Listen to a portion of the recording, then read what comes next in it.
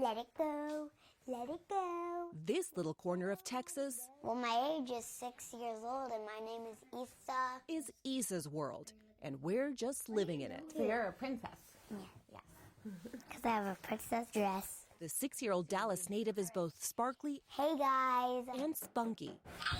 Although it wasn't the gender on her birth certificate, her mom, Violet Augustine, says Issa referred to herself as a girl ever since she started talking. But by the time she turned 4, the conversation took a darker tone. Say like concerning things about how she hated herself and she wanted to get run over by a train.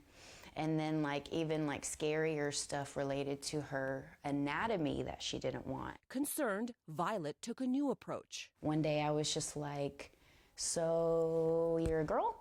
And she was like, yeah. And I was like, okay.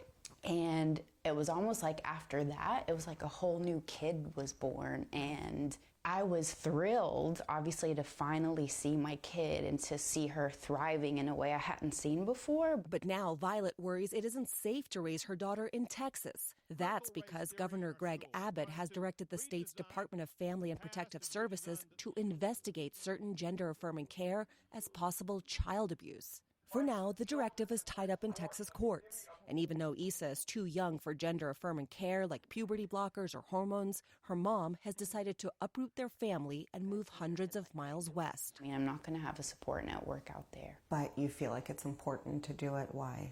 Sorry.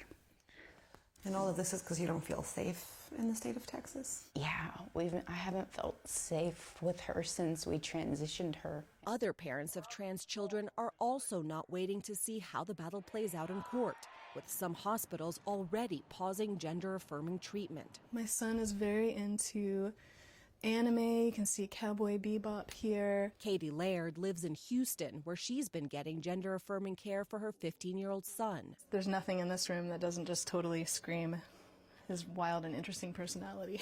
She said she hadn't heard from the state's Child Protective Services, but she says the fear of being investigated for child abuse is dehumanizing.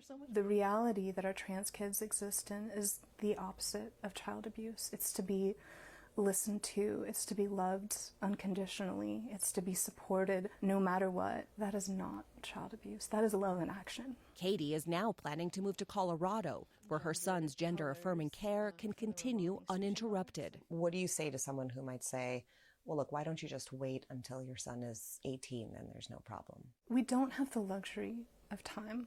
Like, I have seen what life was like before we understood what was going on with our son's gender dysphoria. We just don't have that luxury to just hold off and wait. Can these treatments mean the difference between life and death? 100%. You know, we definitely believe that gender-affirming care is literally life-saving. Literally. Is this the school? Yeah, so this is the elementary school. Here we can get out and I'll show you. Oh my God. Violet is now hoping to raise Issa in Los Angeles, That's why I love this neighborhood. where she was recently shown around by a guide from a local LGBTQ support group.